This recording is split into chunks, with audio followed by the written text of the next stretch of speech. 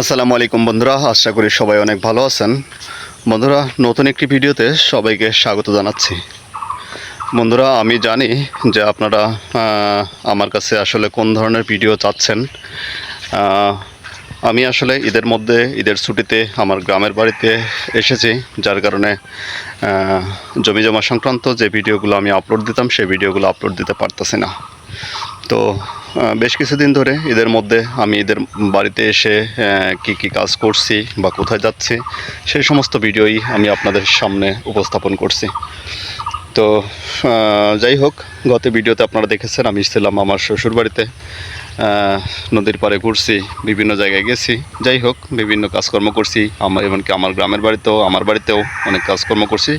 অনেক ব্যস্ত সময় পার করতে হয়েছে এই সময়টুকু। তো আসলে জমি জমা রিলেটেড ভিডিও আমি বেশিরভাগই কি মানে পুরোটাই দেই সাভার উপজেলার মধ্যে, বা মানে ঢাকা জেলার মধ্যে আর কি। ঢাকা জেলা, মানিকগঞ্জ জেলা এর মধ্যে দিয়েই আমি আসলে ভিডিওগুলো করি বা দেখাই। তো মানিকগঞ্জে এখনও যাওয়া হয়নি, তবে যাব। আপনাদের মধ্যে অনেকেই আমাকে মেসেজ করেছেন বা ফোন করে জানিয়েছেন যে মানিকগঞ্জের ওদিকে কোনো জায়গা বা পাওয়া যায় কিনা, কোনো জায়গা জমি আছে কিনা। তো যাব, ঈদের পরে ঢাকাতে গিয়েই আমি সেখানে যাব, খোঁজ নিব যে আসলে এরকম কোনো জায়গা জমি আছে কিনা। আসলে আপনারা হয়তোবা অধীর আগ্রহ নিয়ে বসে আছেন যে ভাই কবে আবার ভিডিও দেবে বা কবে একটু কম দামি জমি দেখাবে। তো আসলে কম দামি জমি বলতে না, জমির যে দাম সেইটাই আমি বলি বা সেটাই দেই। তবে জমি ওয়াইজ দাম কম বেশি হয়, আমি বেশি দামের জমিও দেখাই বা কম দামের জমিও দেখাই। তো ঈদের পরে কিছু কিছু ধামাকা আছে, কিছু কিছু জমি আছে যেগুলো ঈদের পরে গিয়ে আমি ভিডিও শ্যুট করব এবং আপনাদের সামনে নিয়ে আসব। তো আজকে লাস্ট বাড়িতে আছি, আগামীকালই সকালে ঢাকায় ব্যাক করব। তো এই জন্য ভাবলাম যে আজকের লাস্ট দিনটাও আপনাদের সাথে একটু কাটাই। তো এখন পালানে এসেছিলাম, বাড়ির পালানে একটু রেস্ট করার জন্য। তো বিকালবেলা হয়তো বা একটু মাঠের ভিতরে যাব। তো যদি যাই তাহলে আপনাদেরকে অবশ্যই দেখাবো। তো সাথেই থাকুন, দেখতে থাকুন। এখন যাব একটু বাড়িতে গিয়ে একটু আমাদের বাজারে যাব। আমার বিদ্যুতের একটা লাইনের একটু প্রবলেম হয়েছে, একটা সুইচ পুড়ে গেছে। তো সেই সুইচটা চেঞ্জ করতে হবে। তো ভাবছি একটা সার্কিট ব্রেকার নিয়ে এসে একটা সার্কিট ব্রেকার লাগাবো। তো বিদ্যুতের কাজ টুকিটাকি সামান্য কিছু জানি। নিজের বাড়ির যে বিদ্যুতের কাজগুলো সেগুলো আমি নিজেই করি। যদি বড় ধরনের কোনো কাজ হয় সেক্ষেত্রে আমি ইলেকট্রিশিয়ান বা আশেপাশের যারা বিদ্যুতের কাজ করে তাদেরকে ডাকি। তো যাই, এখন বাজারে যাই, দেখা হচ্ছে বাজার থেকে আসার পরে। তো বন্ধুরা, বাজারে গেছিলাম বিদ্যুতের সার্কিট ব্রেকার আনার জন্য। তো সেটা নিয়ে এসে অলরেডি লাগানো হয়ে গেছে, মোটরের যে সার্কিট ব্রেকার সেটা।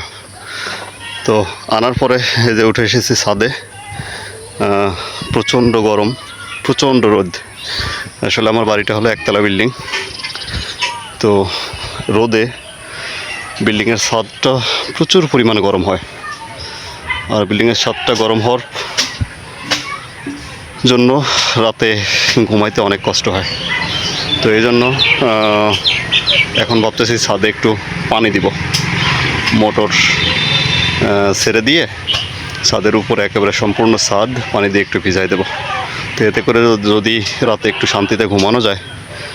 তো আপনাদের কার কী মতামত? অনেকেই আমাকে বলছে যে ভাই এভাবে ছাদে পানি দিলে ছাদের ক্ষতি হয়, ছাদ নষ্ট হয়ে যায়। তো আসলে কিছু করার নাই, কারণ প্রচণ্ড রোদ। এই যে আমি দাঁড়ায় আছি, আমার পা পুড়ে যাচ্ছে, এত গরম। আর এই গরমটা সম্পূর্ণ সারা রাত থাকবে। ফ্যান চালালে নিচে প্রচুর গরম বাতাস বের হয়। তো আসলে একতলা ছাদের এই একটা অসুবিধা টপ ফ্লোরের। যাই হোক, এখন পানি দিব, পানি দিয়ে তারপরে একটু গাছের বাগানের দিকে যাব। এই যে ফিতা অলরেডি আমি তুলে নিয়ে আসছি।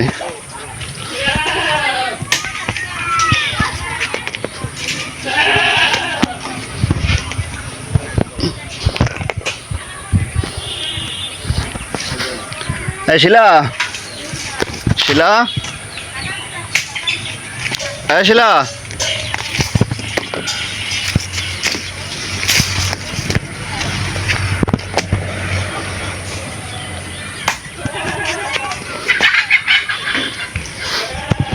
এই যে ফিতাটা তুলে নিয়ে আসছি, এখন মোটর সেট আপ করে পানি দিয়ে দেবো।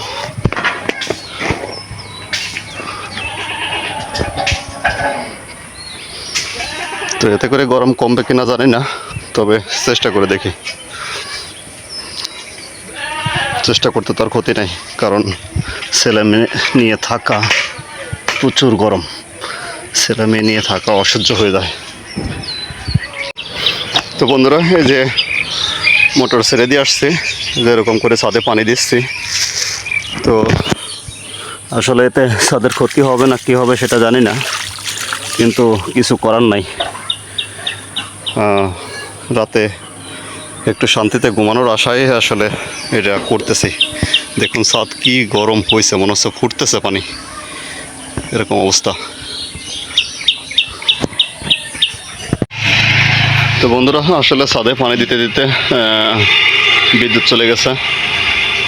বিদ্যুৎ চলে যাওয়ার কারণে আমি আসলে পানি দিতে পারি নাই, যার কারণে আবার ঘুরে চলে আসছি।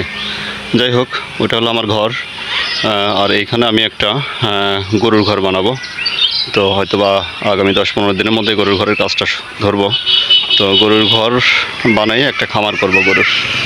তো আসলে এখানে প্রাথমিক অবস্থায় আমি 5টা গরু দিয়ে খামারটা শুরু করতে চাচ্ছি।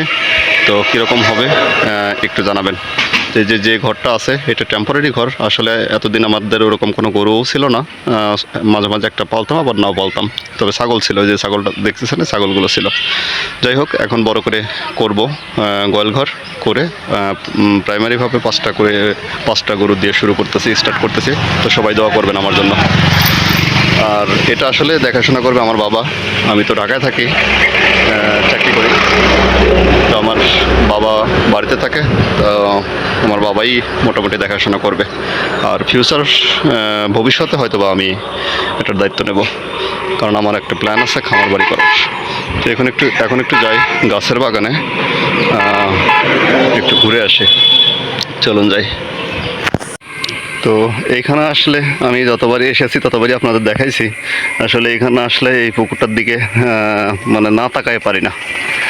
সকালবেলা তো আসতে পারিনি বা আপনাদেরকে দেখাও নেই। সকালবেলা খুবই সুন্দর লাগে, খুব সুন্দর। দেখুন এই যে লাল শাপলাগুলো আছে, এই সমস্ত লাল শাপলাগুলো যদি একসাথে ফুটে তাহলে কত সুন্দরই না লাগে। তো আসলে খামার বাড়ি করার চিন্তাভাবনা আমার এই বাড়িতে ছিল না। আমি ভাবছিলাম নিজে একটু জায়গা কিনে নিজে একটা খামার বাড়ি করব। তো এরকমই প্ল্যান প্রোগ্রাম ছিল। তো আপাতত ওরকম জায়গা কেনার মতন পরিবেশ নাই বিধায় এখানে স্টার্ট করতেছি, পরবর্তীতে হয়তো বা শিফট করব। তো সবাই দোয়া করবেন আমার জন্য। তো আমাদের এখানে একটা মাদ্রাসা আছে, আমাদের গ্রামের একমাত্র মাদ্রাসা এটা। আমাদের গ্রামে মাদ্রাসা, মসজিদ, কবরস্থান মোটামুটি সব কিছুই আছে, এমনকি দাখিল মাদ্রাসাও আছে। তো পরিপূর্ণ একটা গ্রাম আমাদের। আর এই মাদ্রাসার পাশেই হলো আমাদের সেই গাছের বাগান। তো সেখানেই যাচ্ছি। আর যেটা বলতেছিলাম, তো প্রাথমিক অবস্থায় আসলে আমি 5টা গরু দিয়েই গরুর খামারটা শুরু করতে চাচ্ছি। আর পরবর্তীতে আমার বাড়ির যে পিছন সাইড যেটা, ওই পালনের যে সাইড যেটা, ওই সাইডে আমি হাঁস এবং মুরগি সেট করব, এরকম প্ল্যান আছে। এটা হলো ফিউচারে। তো আসলে আমার বাড়িতে জায়গা একটু কম, জায়গা কম বলতে কম না, জায়গা যতটুকু আছে ততটুকু ভালো মতো একটা খামার বাড়ি হয়ে যায় বা একটা খামার হয়। বাট জায়গাটা একটু লম্বা, যার কারণে আসলে খামার করার মতন পরিবেশ ওরকম নাই। তো এই জন্য আমি চাইছিলাম যে নিজে যদি আল্লাহ সহায় করে বা নিজে একটু জায়গা নিয়ে তারপরে খামার বাড়ি করার প্ল্যান ছিল। কিন্তু আসলে এখন অর্থনৈতিক অবস্থা খুবই খারাপ, এখন আর ওরকম হয়ে উঠতেছে না।